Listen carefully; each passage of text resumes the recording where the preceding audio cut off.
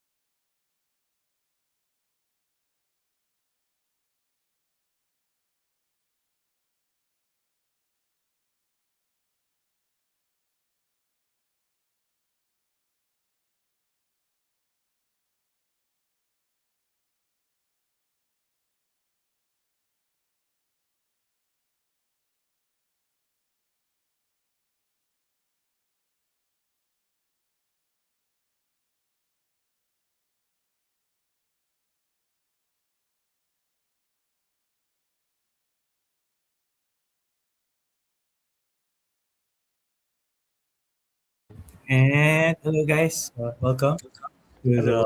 the ABGF podcast. So, hello. Today we have Nick with us. So, from Daci Atelier, first time designer, first time publisher.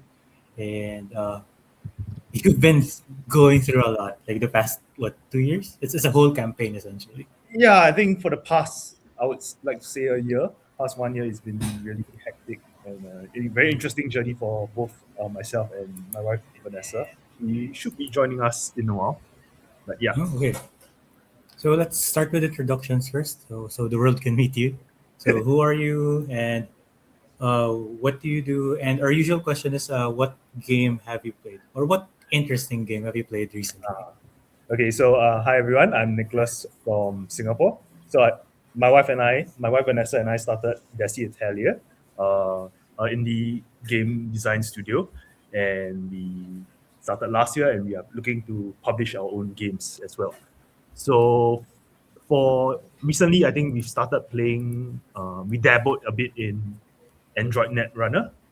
So because we both love card games, and I think it takes a very interesting spin on how card games are usually played. It's not just a magic clone.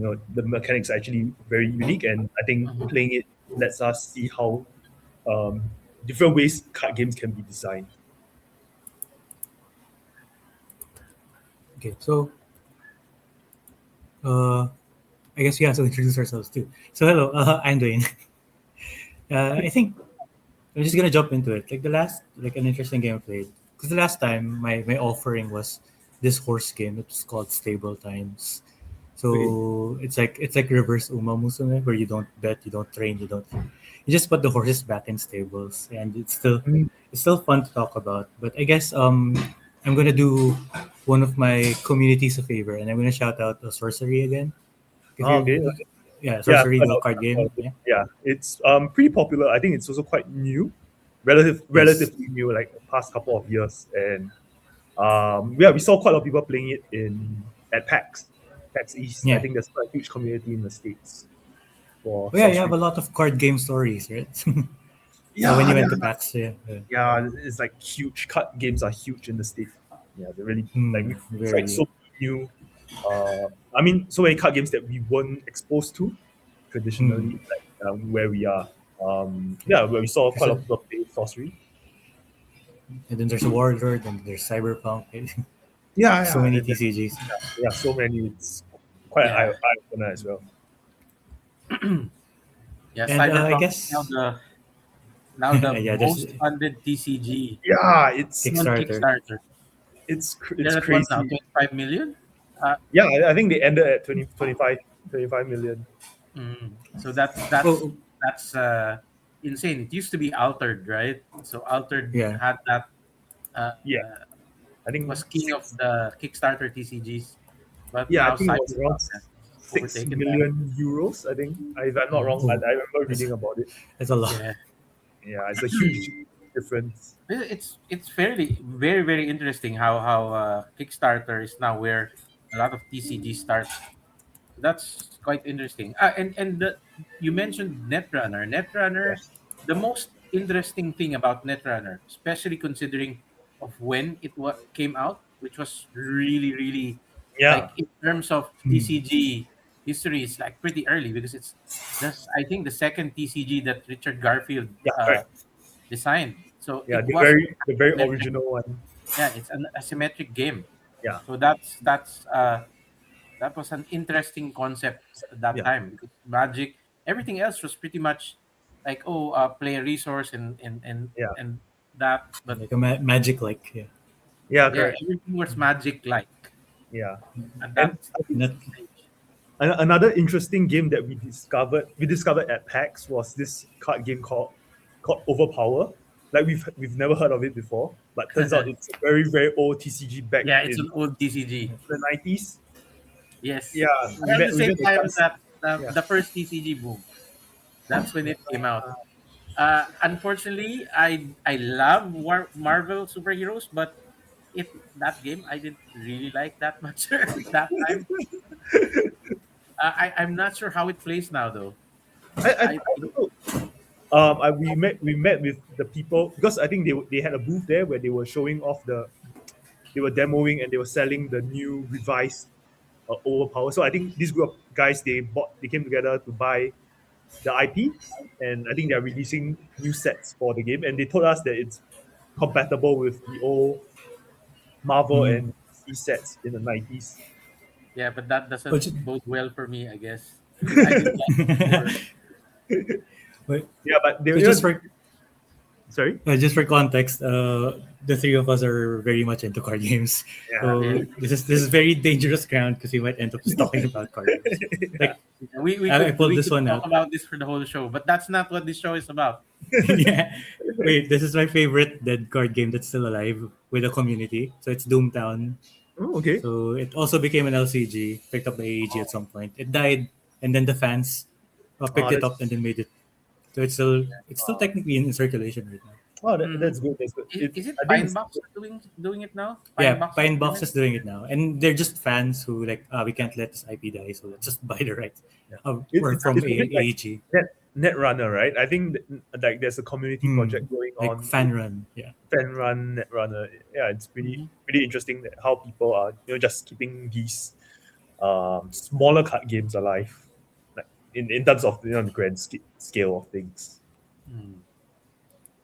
Yeah, there's a lot of revivals of old classic games. Even Warlord has seen a revival Hmm. recently.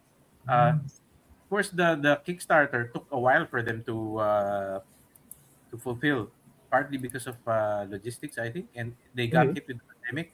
It took them a while to fulfill, but now the Kickstarter products are out. We'll Okay. see if the TCG actually picks up some steam. Yeah. Uh, Yeah. That's the thing with TCGs, right? Like it's a lifestyle. It's a lifestyle game. Like you can't really. It's very hard to just dabble. Like you yeah, do a bit. You have to you keep. have to dedicate Yeah, you have to dedicate a time. huge portion of time for it. Yeah. So most people will probably just pick up one TCG Yeah. and then stick with it. They can't Yeah. really play too many. Yeah. It's crazy. Like even keeping up with one is it's insane.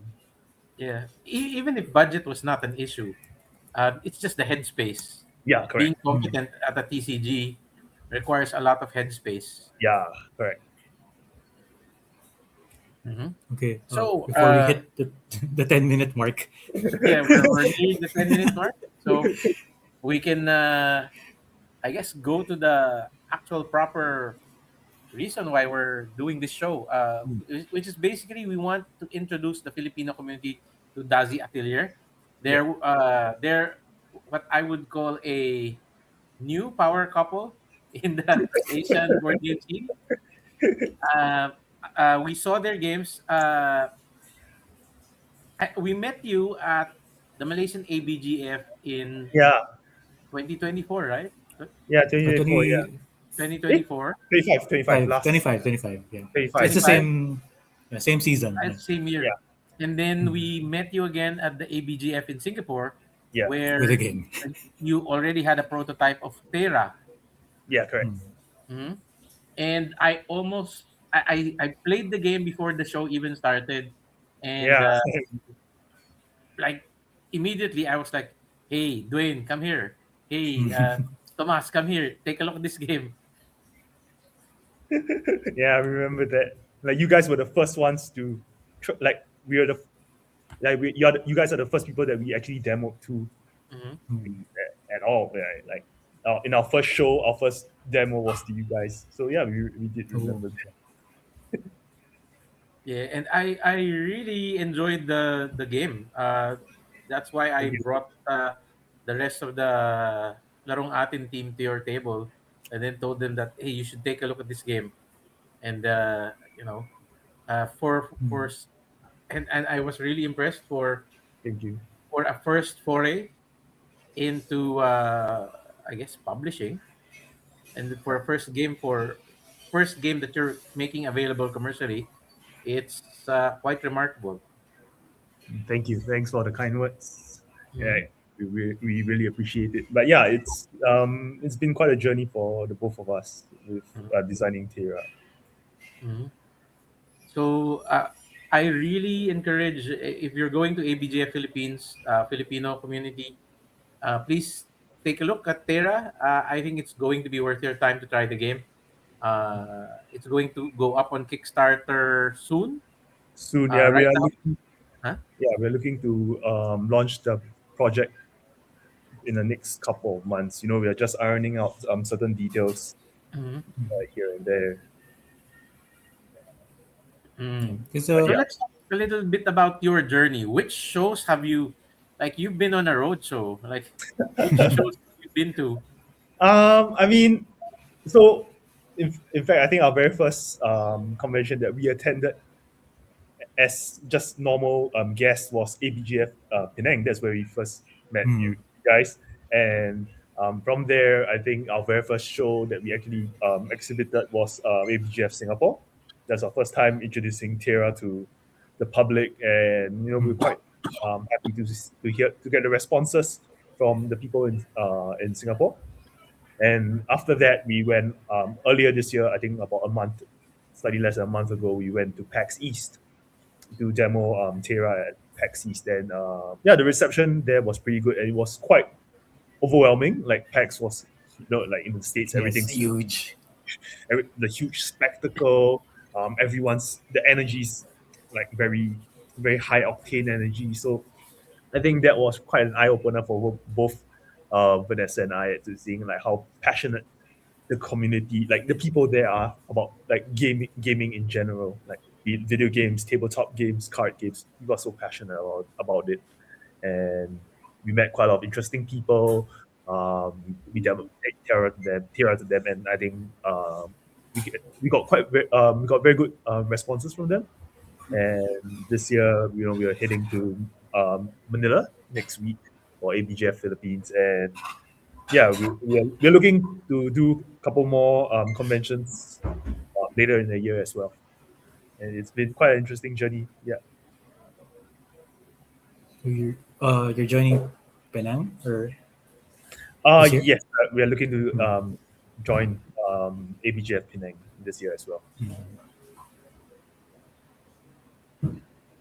Okay, so wait, calendar wise, so it's a safe third quarter, I guess, for the campaign. Mhm. I mean, we can't really. I mean, we don't really want to have to say for sure, but we are looking around probably the third quarter Hmm. to Okay. launch. Yeah. So just remember to hit us up when it's going live, so we can promote it. Yeah. The previous one, the one we interviewed, the RPG one, where one of you will die, is the premise of the RPG. I think Yeah. he got funded in a day, so it's Oh, that's very nice. possible. Yeah, Yeah. that's nice. Hmm. Yeah, I mean, like crowdfunding, so like a huge step up for like you know, because previously before starting this business, we did back a couple of Kickstarter projects, Hmm. and I think once we actually plan to do something like do it, we realized wow, there's so many moving parts behind the scenes. It's like oh wow, okay, like global logistics, Hmm. marketing, and all these shipping and all, you know, all these small little things that usually I wouldn't think about when I'm backing a Kickstarter. Now it's like, oh wow, there's so many things going on. It's quite an interesting exposure, I would say. Yeah. Mhm. So Even when did you you go start around? touring, oh, Sorry. Like having the game fulfilled from China, or Yeah. Yeah, like I mean, like we like previously I just thought that shipping was just take item from point A, move to point B, and yeah, you pay a, a certain amount and that's done. But there's like warehousing, the various shipping terms and all these different parties coming in, freight forwarders, fulfillments. It's a whole new world for the both of us. Hmm. Mhm. Yeah, actually dealing with physical products is Yeah, It's a it's it's a special. yeah, it's a lot. yeah. Like especially like Vanessa and I, we came from very different backgrounds. Mhm. So like we came from digital spaces in our previous careers, Mhm. and like now dealing with physical products is like total 180. You know. Hmm. Mm. Oh yeah. So wait until you go around touring with the actual product. That's a whole different. Yeah, Yeah, then you'll have to have the logistics of bringing the games with you or shipping the yeah, games to shows and everything. yeah. By the way, do you And have the prototype with you there that we can show on camera? Yeah. Give me a moment. is it?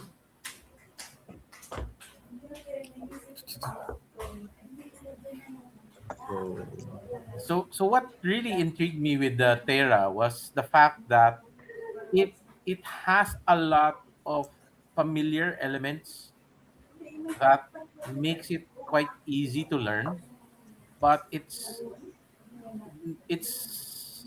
mixed up in a way that makes it a novel experience.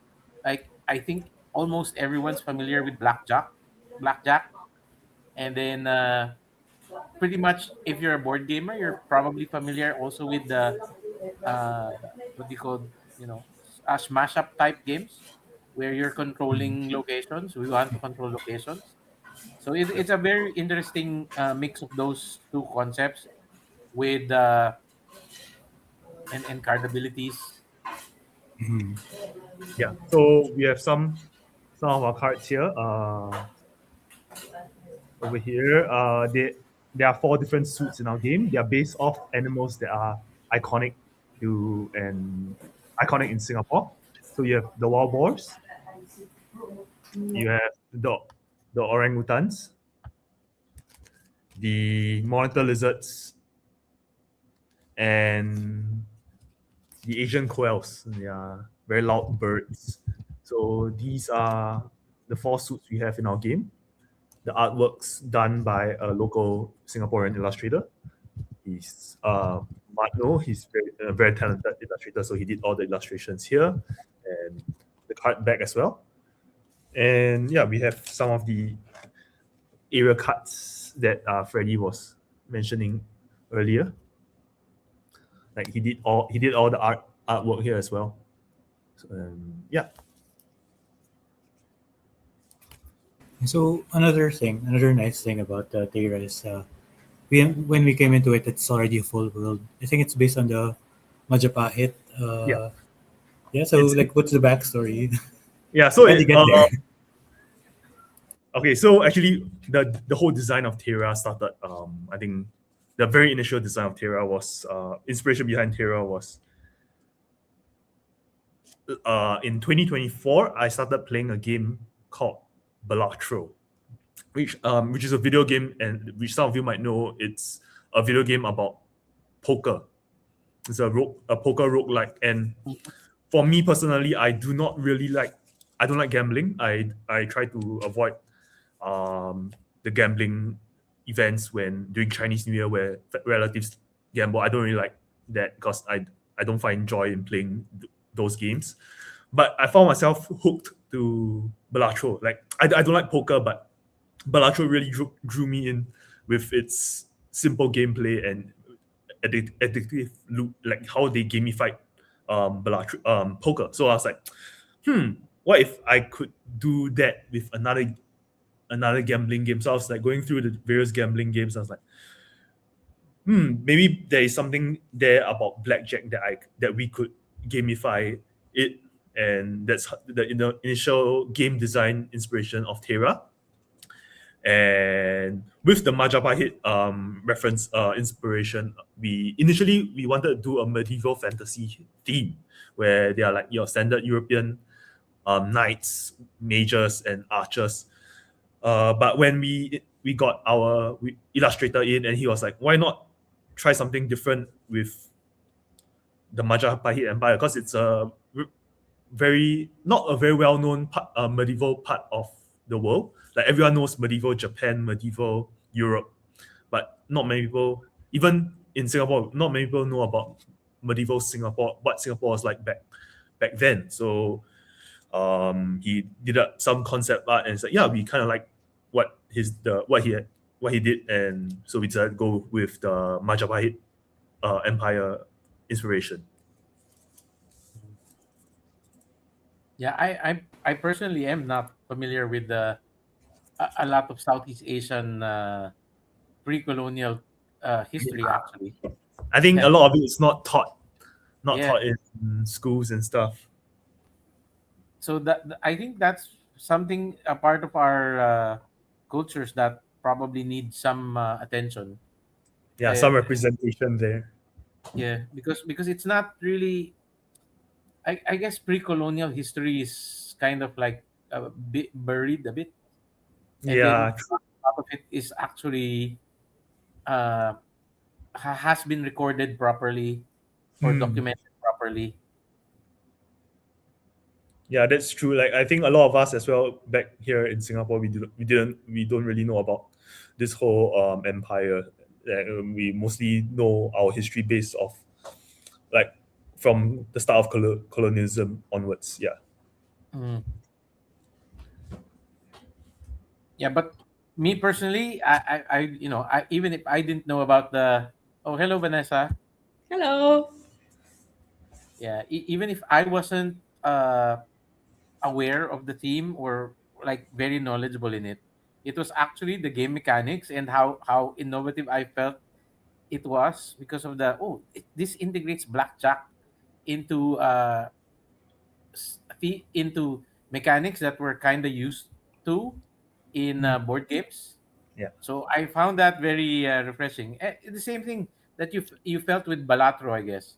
I also Yeah. felt with Balatro. Oh, this is familiar, but this isn't gambling. But yeah, it's poker, Yeah. and it's like it's that feeling that this is a novel feeling, but it's very familiar, and it's easy to learn.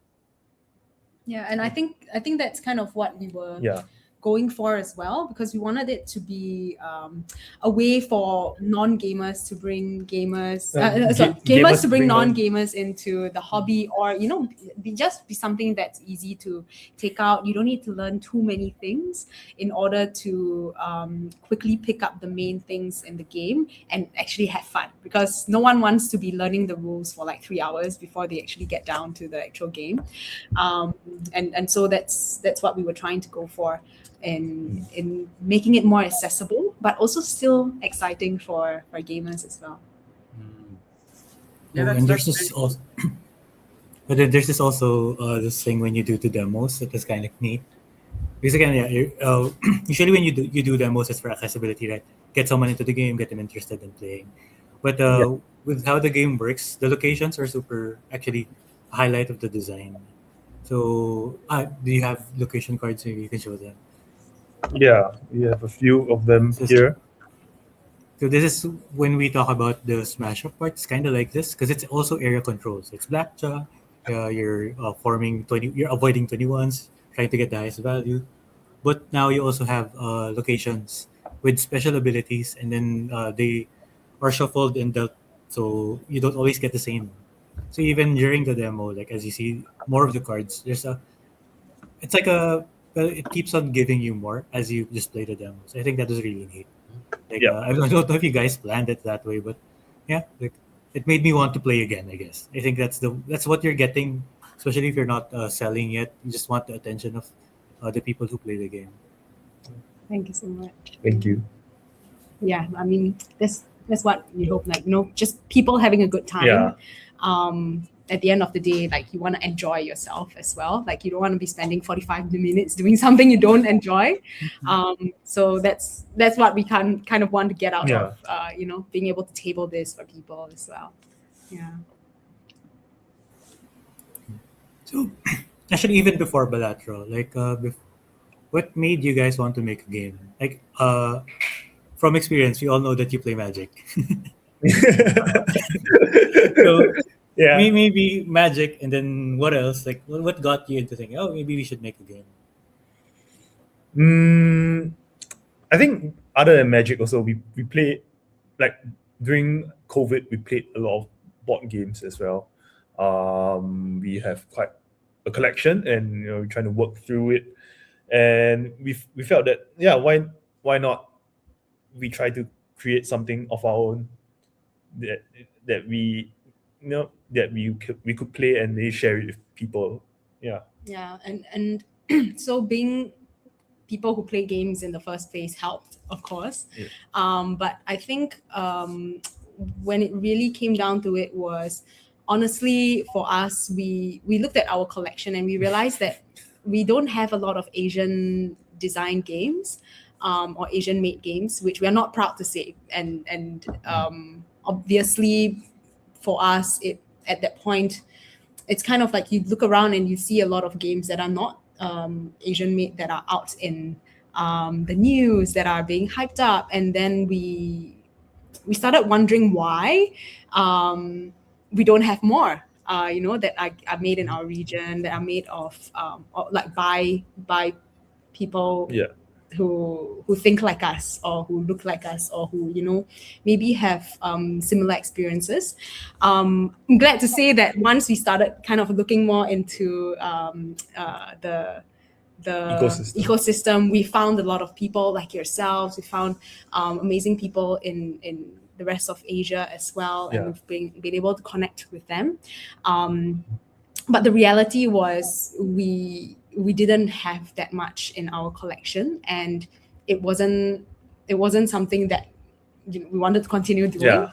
And we thought it would be pretty cool if we could create a game that comes out of a little island, Singapore, that could potentially be known worldwide as well, and be played by people who will experience the kind of stories and the cultures that we're bringing in to share with them, which honestly we ourselves didn't know, which I think Nicholas was sharing a little bit more about that earlier on. But so it's really that bit of kind of like discovery. Doesn't have to be education in your face, but we've had people who we've demoed to, and they've asked us, are these real animals? Yeah. In And the we're like, States. yes, oh my gosh, like these are real animals that you can see both in the wild in Singapore, also in the zoo.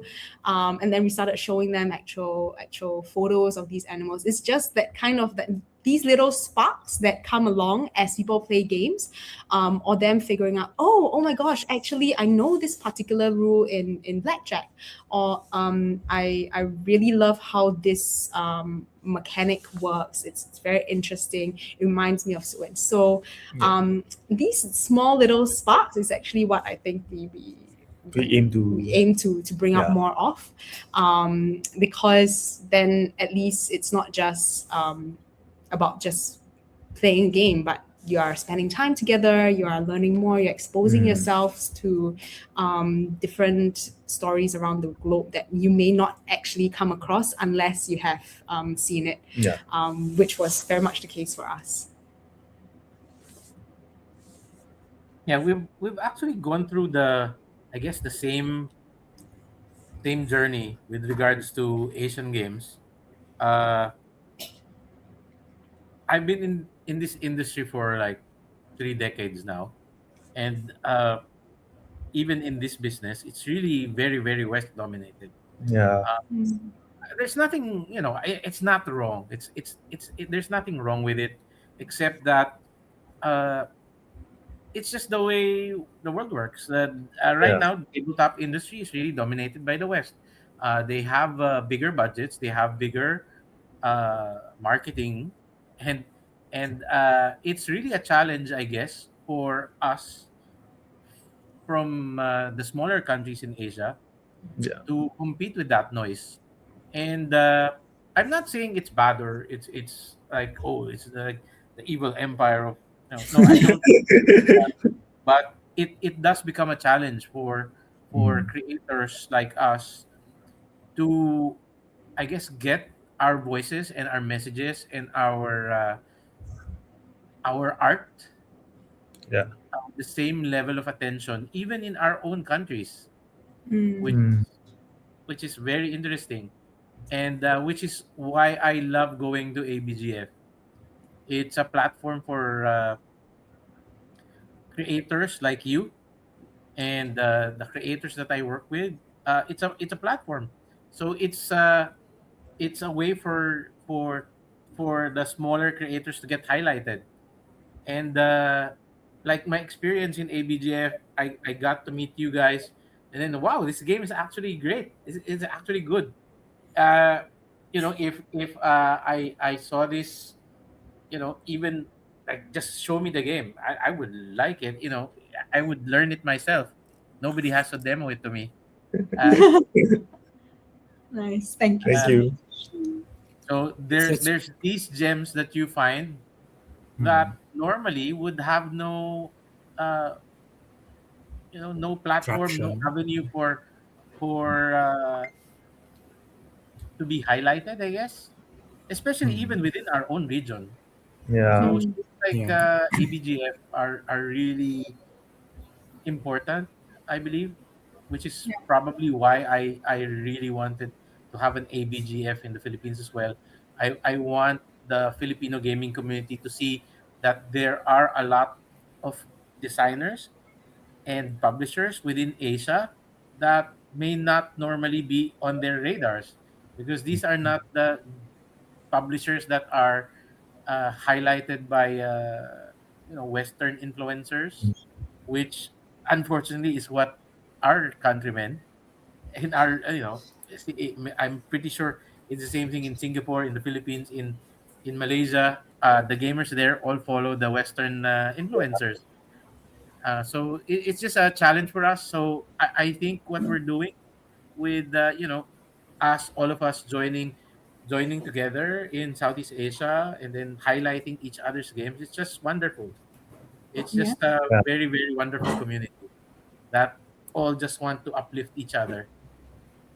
Yeah. I mean, like, yeah, I think you're spot on. And so I earlier on, I think Nicholas was saying that the first time we attended a convention was ABGF in Penang, which is Penang. how we Yeah. met.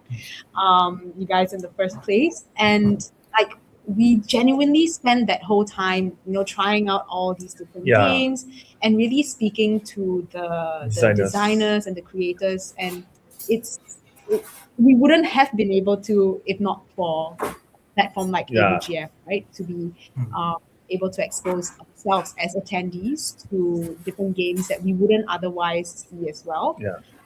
And then on the flip side, when we had our own booth in Singapore Singapore. Yeah. last year, we got the opportunity to then also meet all these amazing gamers in Yeah. Singapore, who we would not have otherwise met, who have then invited us to play games at their place, and vice Vice versa. versa, Yeah. introduce us to other board gaming communities as well. And I think it's really allowed us specifically Yeah. to connect with a lot of people locally and in the region. Yeah. And we're really looking forward to being able to just do that in ABGF Manila Yeah. as well.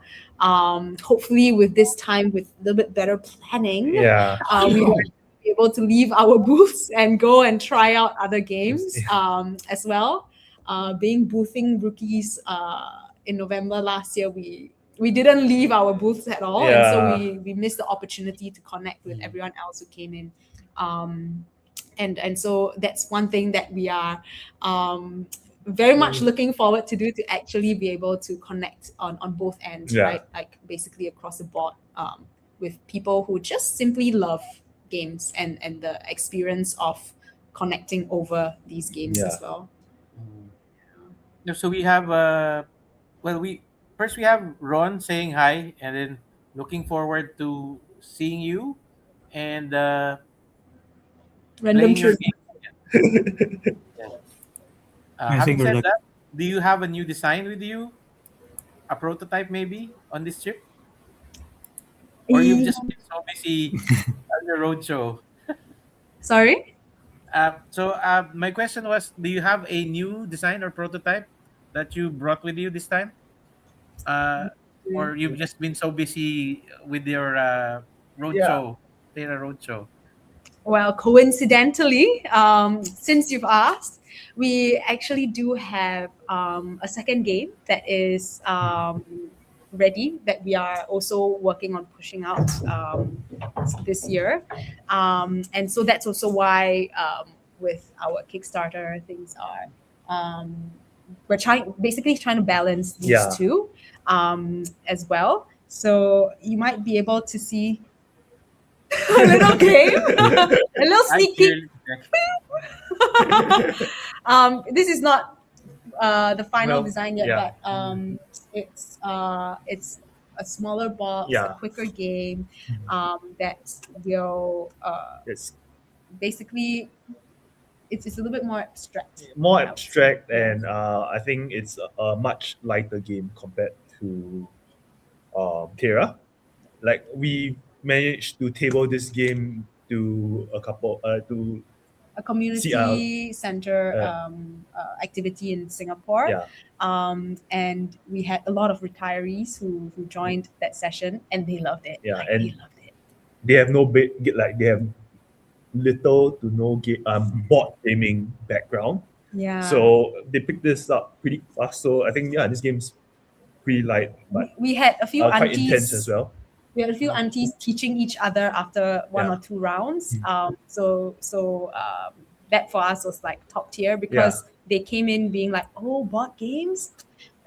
I think that's a kid's activity. It's not for me. I'm too I'm old. too old. I Yeah, can't learn." And we're like, "No, you know what? Sit down. We'll teach you, and then you can try." yeah, They got it, and they had a good time. So we'll be bringing Aish along with us to Manila as well. Yeah. So hopefully, if you drop by, you can come and try it out. Yeah. It's a lighter game Yeah. that you can bring out on more casual nights where you don't want to be sitting down for something too heavy. Maybe you want to have some casual conversation Yeah. as well, or something in between games, perhaps in between 2 9-hour games. Yeah. I don't know, pick and choose. But yes, so we'll be bringing Aish along with us in line with the theme of essentially a lot of what we want to do is to be able to work with creatives Around the world, globally, yeah. around the world. So with Teyra, we're very lucky to be able to work with the talented Matno and Molly, so Matno did all of our illustrations, Molly did our graphic design. And then for Aish, we actually worked with Ava, who is from South Africa, because the theme of the game is themed around South Africa. And so she's the one who did all of the art that you will see. We haven't actually brought all of the final art out into the world just yet. So anyone who sees it in ABGF Manila will be the first time that anyone has seen it off of the computer. Yeah. So we're looking Yeah, forward to having everyone try it. Well, that's, that's very amazing. exciting.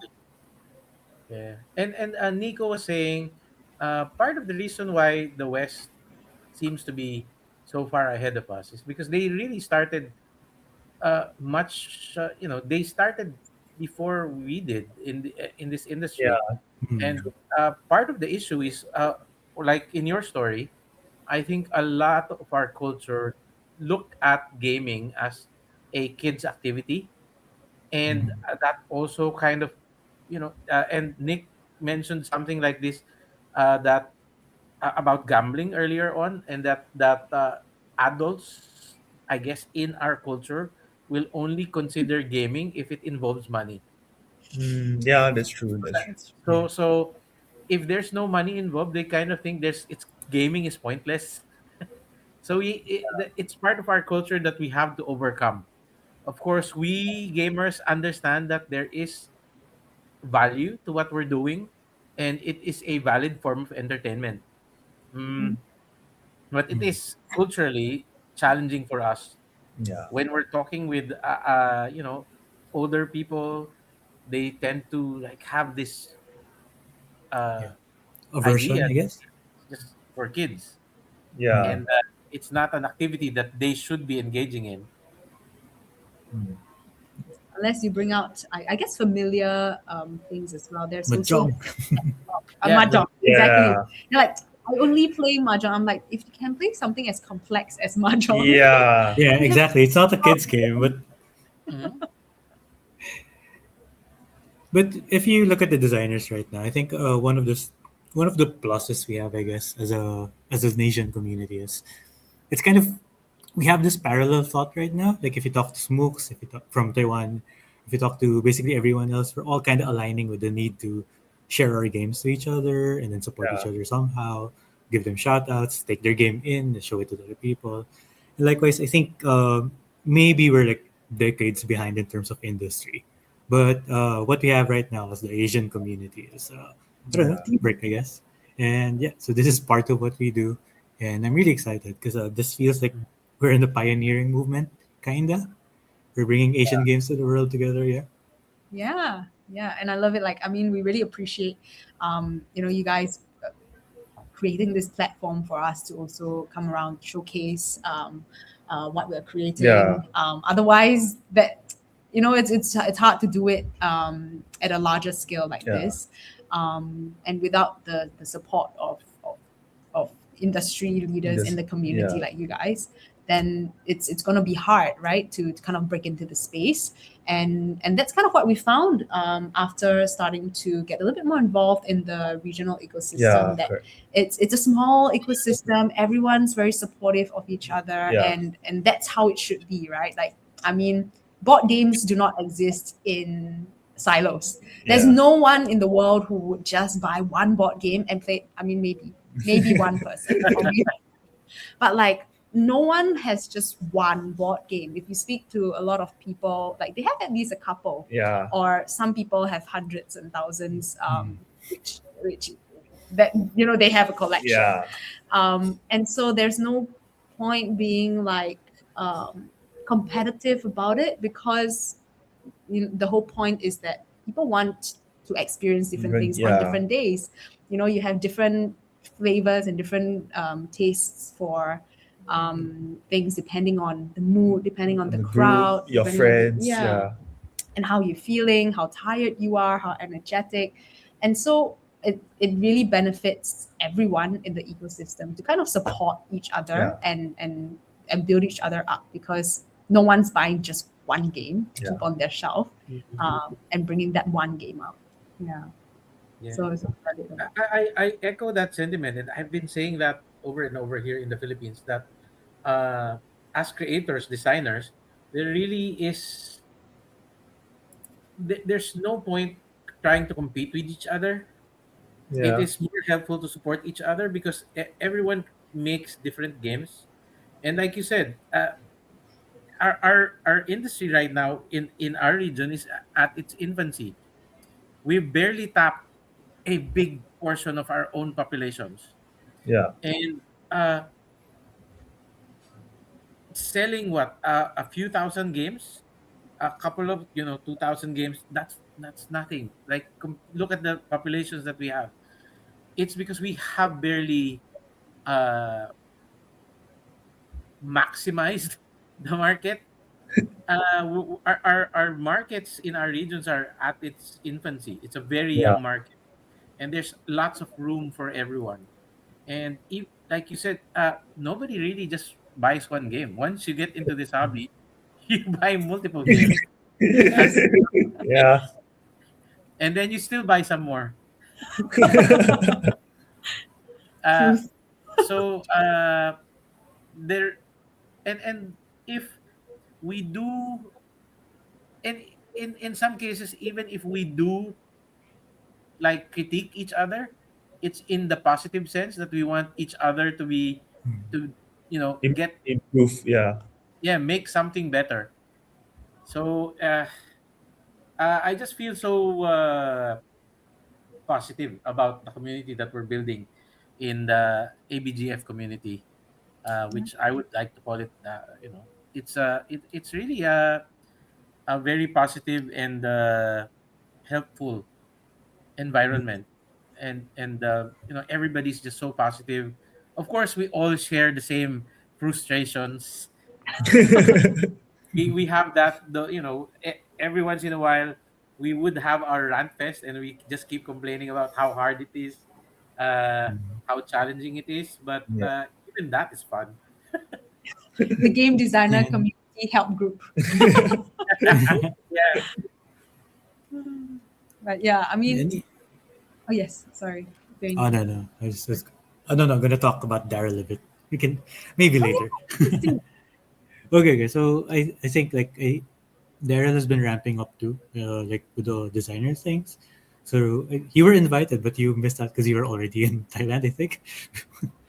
Because this year there was a Yes. retreat, and then I found out that you were there, but a week earlier or Yeah. something. Yes, yeah, we missed each so, other. so even the designers are like, let's all meet up, let's work together, and then Yeah. it's very exciting. I mean, to be honest, for us, even getting to know people in the industry, we reached out to a couple of people, and then through Daryl, we got to Yeah. know a few other people in the industry Yeah. as well. We had a trip to Penang last year, and then Mm. Daryl and Joffrey, they introduced us to Chunyan, and that's how we met Mm. her. And they were like, okay, and like one thing led Led to to another. Yeah. another, and I think all these introductions really helped us to kind of like expand our understanding The of the ecosystem ecosystem and the as well. community. Yeah, and that's what we didn't have before. Yeah. Looking closer into what games are being created locally and Yeah. regionally, and like um, being welcomed into the ecosystem has really helped, because Yeah. I mean, otherwise, if I'm being honest, it'd be very tough for us to still be pursuing this if everyone was not as welcoming Yeah. as they've been, because it's hard, right? Like Nicholas was saying, we've come from very different industries Yeah. before this, and so a lot of what we're doing now that is so much more analog driven Yeah. than the kind of Things that we were used to. workflows that we were Yeah. used to in the past. We've of course had to tap on people in the industry who have done it. Like, how does this work? What's with that? Like, how Yeah. this, like small things. I've never had a larger appreciation for product packaging Yeah. than now. Um, Barcodes. Barcodes. Wow, who knew? That's a whole conversation to have. Mhm. And so it's really been the community that has been so welcoming, that has also helped us gain a little bit Yeah. more confidence in entering the space and staying in this space, and hopefully flourishing as well alongside everyone else. So we're looking forward That's to good. Yeah. kind of meeting more people along the way as well. Now, you were. It's interesting that you also mentioned right now, just now, that in your journey, you in the start of your gaming journey, you also weren't really very much aware that there is actually quite a number of Asian creators, or there is a budding industry in our own what do you call that, Backyard, I But guess. portions of the woods. And that's really very typical of the gamer experience in Asia. Our first exposure seems to be Western games, yeah. and then Mm, kind of stay in that ecosystem for a bit before we realize, hey, there's actually some games that come from Asia, and these games are actually, I'm not saying better, but at par Yeah. with Western games, except that I've never heard about them. yeah. Yeah. Yeah, there's a small adage like your first Asian themed game is made by a Westerner. Like Yeah, Yeah, yeah. that's it true. happens to a lot of people. Yeah, But now, there's a game. The name of the game is Manila. Manila. It's not Yeah, yeah. made the game. Manila. It's about, but it looks more like Thailand, I think. Oof. But yeah, well, the It's the thing is, Westerners think and yeah, not we have certain actually what. notions. Yeah. Yeah, what's funny is now that you've given the reins back to the Asians to make their Asian games, what did we do with it? We made 100 food games because we really like making food Yeah. games. Yeah. I guess it's our love language. Yeah. It's kind of like maybe it's ingrained in us. The Like first thing we show ourselves, the first thing about our culture we show off is it's food. I guess. Yeah. Or like like way back, like our grandparents will be like, "Have you eaten?" That's their way of Yes. saying "I love you," right? Have you Yeah. have you eaten? So maybe we're like, "Let's bring our food. Food. Let's bring a buffet." Yeah. It's food is love. The food is love culture. So our parents never told us they love us, but when they ask us, "Have you eaten?" That's it. That then you know they love us. Yeah, direct translation. Yeah. But yeah, I mean, the food games. Yeah. Yeah, it's really interesting that like even your experiences parallel our experiences in the Philippines, Yeah. as creators, as gamers, and it seems that and this story has been very consistent across countries in Southeast Asia, not just the Philippines, not just Singapore, Malaysia, Indonesia. uh, when I get to meet creators in those in countries in our region, the experience seems to be there seems to be that universal experience of how they get exposed into it, and then they realize, oh, it might be something I want to do, and then they get exposed to a bigger community that actually is trying to do the same thing. Hmm. Yeah. Yeah, interesting. I wonder how that connection all kind of Links up. links up, right? Hmm. It could also be by virtue of the the exposure that we get. I think it's a little bit of a loop, right? It Yeah. goes back to what you mentioned about us and our exposure to games and how it comes about, and how big brands work, right? It's kind of, if you go to a shopping mall in Singapore, you will see the same 50 shops in every Every shopping mall. mall. Yeah. And I think it's just by virtue of it being, that's how markets work and Yeah. that's how systems work, and so the system just didn't help for us to be able to discover things that were being made that's outside of the norm, Yeah. unless you're Outside of the specifically mainstream, or outside yeah. of the mainstream, unless you're specifically Look- looking for it, which I mean, even for us, we didn't know about ABGF before, in the first few years that it was Yeah. being run, and Yeah. and so it also required us specifically taking a different lens and like looking at it from a different point of view to discover it altogether.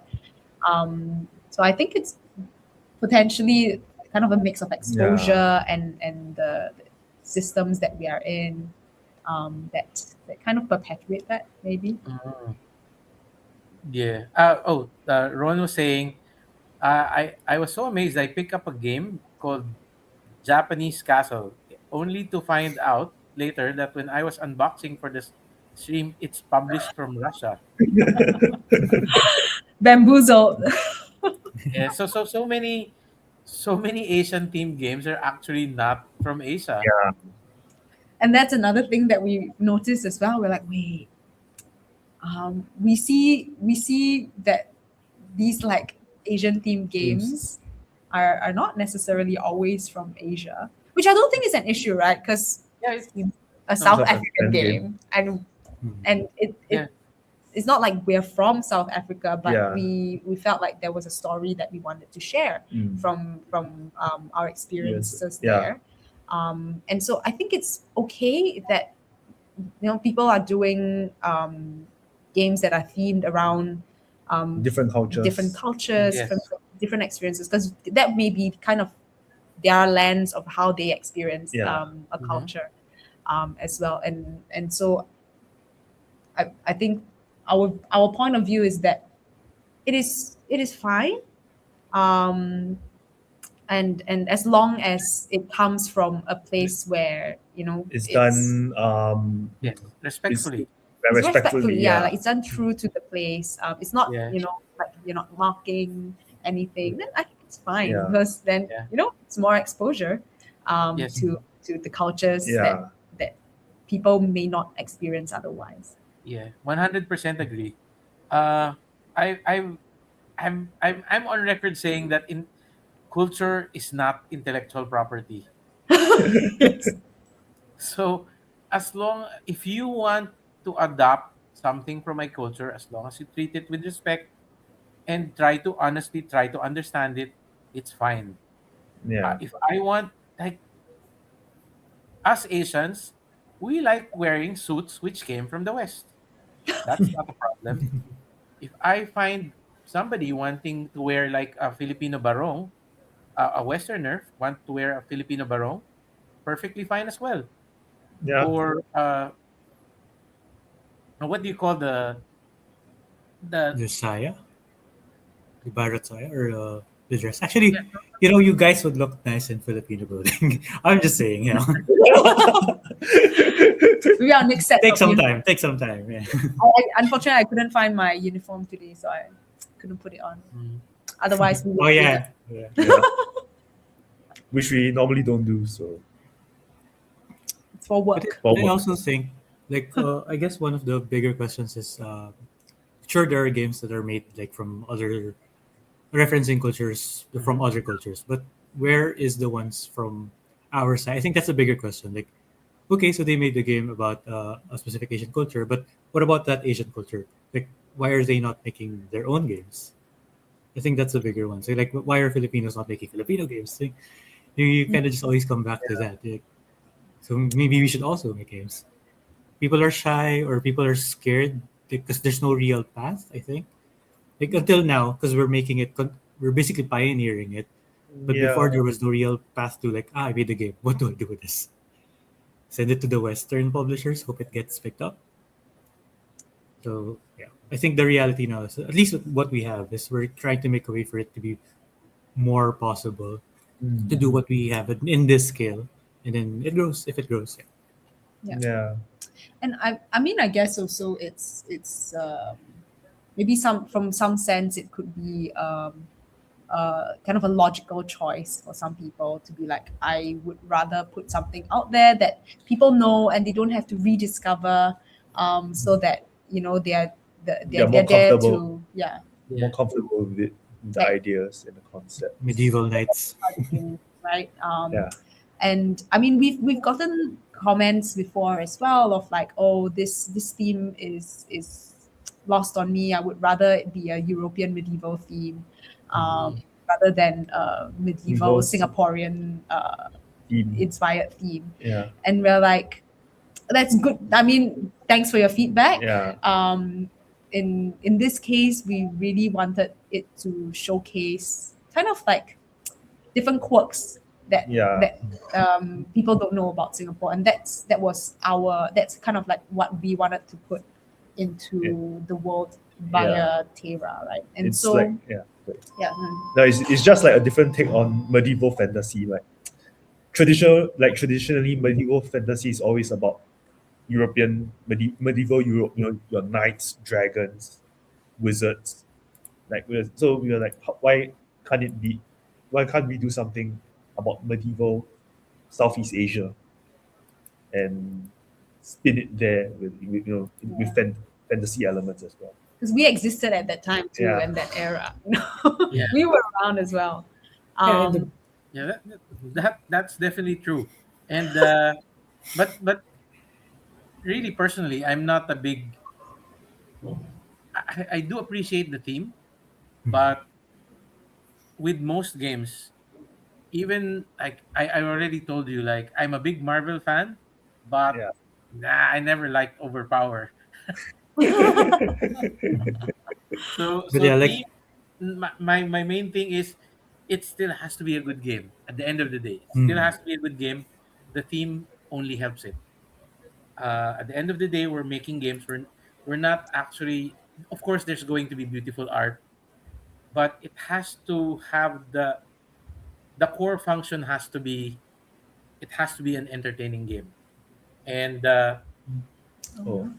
even that, there Oh, are DVDC. some changes, some differences culturally on what I think Asians find fun and what Westerners find fun. There's a lot of overlap, of course, but the, I've seen some preferences market wise. Of course, there will be people who will, there's no one size fits all, but yeah, there are some cultural differences, even with our preferences for games. Mm. Yeah, for sure, for sure. Mm. And I think that's what we've also come to appreciate, yeah. Mm. that different people will be looking for different Even yeah, things, um, in their games, you can't and please everyone. yeah, Yeah, Yeah. Yeah. yeah, different mechanics will appeal to different people. Mhm. Yes, that's true. There have been times when I've tried, like top 50 games, and I'm like, you know, How'd that get in there?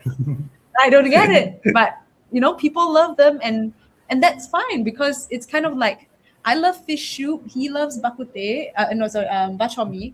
I hate bak chor mee, and it's fine. We can still coexist. Exactly. Exactly. Yeah. Mm.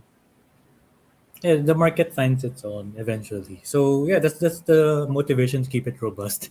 That's why you need to make card games for. Yeah. Mm, yeah. Oh, Nico just mentioned our long-standing. Oh wait, Singaporeans is Oh, seem that he it? more. said Yeah. Singaporeans seem more open to games. Maybe it's because of our experiences ABGF Singapore. Do you feel the same way? I mean, we haven't been exposed to quite as much as you guys have, so yeah, the comparison for us is a little bit hard. Um, yeah. I mean, because we're quite nascent to the industry, Mm. right? So, the kind of the people that we've met would be much less than who you have. Yeah, I feel like there's a growing yeah, interest. growing interest in tabletop gaming. Yeah, In, tabletop gaming in the first yeah, place, and then, I guess, different themes, and things like that. yeah. But we honestly, we haven't experienced, enough different Since conventions, to know. Um, but and also, I don't know where yeah, the comparison yeah. is, right? But I think definitely, Yeah. I think we still have some ways to go compared to like the states. I think Oh yeah, yeah. yeah, I think that yeah, we still have I think there's still room to grow and develop in that space. Mm. I guess perhaps one thing we've noticed is, that people are, like, open to trying based on different things that draw them in. Like, so some people will be drawn in by the art. Some people will be drawn in by a crowd. Yeah, Some people will be drawn in by the mechanic. mechanics if you talk to them. Yeah. And so, I don't know that we have enough Data data points. points to say that Mm. yes or no. But yeah, I think, and I think Nico, Mhm. That's a long one. the most logical Asians and emotional. Well, I would Oh agree with god. that. But it's a trope, I guess, in like Filipino, I don't know, game experience is that they tend to be shy. They don't like, you have to break into them. Like, no, you should play. Sit down and play. Sometimes, so there's a bit of convincing to do. Whereas, at least our experience in Singapore is, like, even the kids are more proactive in that sense. So there's fewer small talk. They just sit down and get to play. Whereas in the Philippines, there's a bit of talking first before sitting down. They're interested. but they don't want to try it right away. So he's, hi, how are you? Something like that. It's weird. Like they just don't. Oh, I want to play because I'm here at the convention, at the board game convention to play the game. So it's not always upfront as that. I I guess that's there's where a little Nico bit is of coming that in from. Singapore as well, of Yeah. being like, there will always be people who kind of hover and They're are not too waiting. Yeah. sure. You know they want to try. They've been Yeah, there for like 10 minutes. Yeah. Just yeah, And then you yeah, ask them, and then, I'm just looking. I'm just looking. yeah, yeah. I don't know. Maybe it's just maybe Asians Asian. being Yeah. shy hmm, or being less. I guess being more shy about Approaching. approaching people, Mhm. or maybe inconveniencing Yeah. someone. Say oh like yeah, a game is going probably on. that's it too. Yeah, it Like could if be. they're not ready to buy too, they get shy. Like, oh no, I played your game, but Yeah, they're it's like, the oh time to no, buy I'm it. pressured. Ah, but yeah, Yeah, I think that's true. The my experience in the West is they're really just more open. Uh, they'll just go up to you and then yeah, teach me this, yeah, or Yeah. I'm curious. Hmm. They'll go straight to the chair and then sit down and then expect for the demo. While our experience in ASA is we really have to like generally cajole and then convince them. No, it's Mhm. okay. No, it's no, it's going to be easy. You're not wasting our time. Like, you can play. You're not bothering us. It's okay. You're not inconveniencing us. We yeah. really want We're to here teach for you. a reason. Yeah, We're here to play with you. Yeah. yeah. Yeah. Yeah, but yeah, I Oh, could. yeah. I'll just gonna slide it in now. Like Vanessa, did you find anything in PAX too? Because Nick found a Define. lot. In Like a fact. game or Oh, we something you can derive a design from maybe or something. ah something that we can derive a design from. That's an interesting question. Um, we tried. So we were a little bit more strategic this time about making sure we went around to try a little bit more, meet more people, and we met some pretty cool like game developers, something, and we also like overpower Yeah. We like met them. people bringing games back to life, Neopets, and things like that. And uh, hmm, I don't know about something that I would adapt just yet, because just to be honest, I haven't really been able to kind of sit down and reflect on everything Mm. that we experienced there, because it's just been kind of like go go go since we've gotten back. But I guess one of my takeaways is kind of how the openness of the, the community and the people who are there, and how it felt simply being at PAX. Like us going around telling people, oh, it's our first time at PAX. And like, oh, welcome home. Here, take this is a patch 2026 badge for you to like put on somewhere. And like, I think just that, well, it got me, like, I got Goosebumps. goosebumps, literally, like saying that, like, this lady literally turned to me and like, welcome home. And I started like tearing up a little bit. You barely know me. um, and I think that would be, I think, my greatest takeaway from everything is the feeling that being at a convention like that um, leaves you with, like which like we would want to be able to recreate for people who are attending, Yeah. or like just simply coming to our booth at ABGF, right?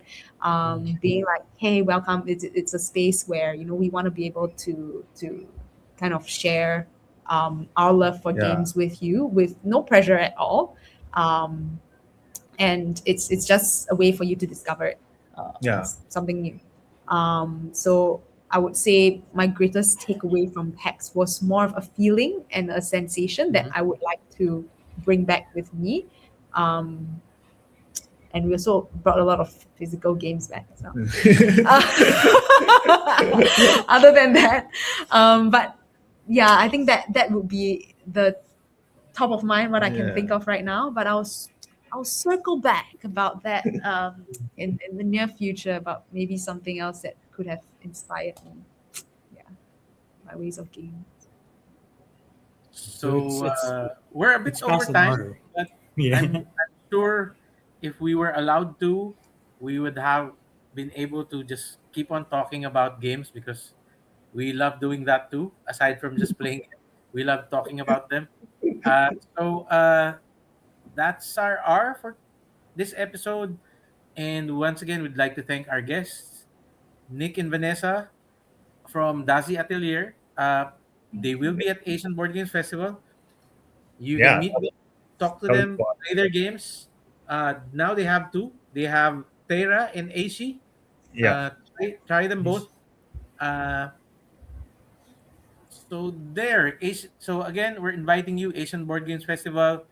Uh, we'll see you there, May 2 to 3, Bayanihan Center. Yes. Yes, we'll see. Any, Looking forward to seeing you guys any, as well. Let's play some any games last together. message? Okay. Yeah. Yeah. And so many other And publishers fol- there as well. So it'll be fun. It's exciting, even no, for us. and follow their page. Yes. Always Comment. under the Yeah, check out our Comment, Kickstarter like, page. and subscribe. So, please follow the Kickstarter on when it's up. their Yeah. Kickstarter on Teyra, because I want to see Nick actually Do more get press. married. Maybe if it gets high enough, I might come and lift some stuff. Yeah, so Yeah. something to look forward Lifting game boxes. Yeah, it's too light now. So I'm like, Yeah. nah. Yeah, when it because gets- the waves are still too light right now. Yeah. Yeah. It's too strong. We have to challenge him. So when it gets heavier, yeah, let's get higher up Yeah. on the plates. Mhm. Nice. Thanks so much for having Yeah, us, thank you. Freddie and Dwayne. Yeah. Really appreciate it. And thank you everyone for listening for us, listening to us. And actually, next week is already ABGF week, so we're inviting everyone who's here to join us, and then maybe talk to them, talk to everyone, and it's a very special opportunity because it's our first. Okay, so that's it. That's a bye for us, but the postings will continue. You'll get clips from here as well, and thank you everyone. Tune for our And program. we'll see you. Yeah, we'll see you next week. This is the last episode of the. Oh, wow. We kind of made it on purpose to be you guys. Yeah. So this is the last episode of the ABGF podcast. The Wrong Atin podcast resume after ABGF. Okay, and then that's it. This is a cold end. Well, we have an outro now, but this is it. Bye bye. Yeah. You just say bye. Yeah, just keep on saying bye when it ends. See you all We're next using week. ancient technology.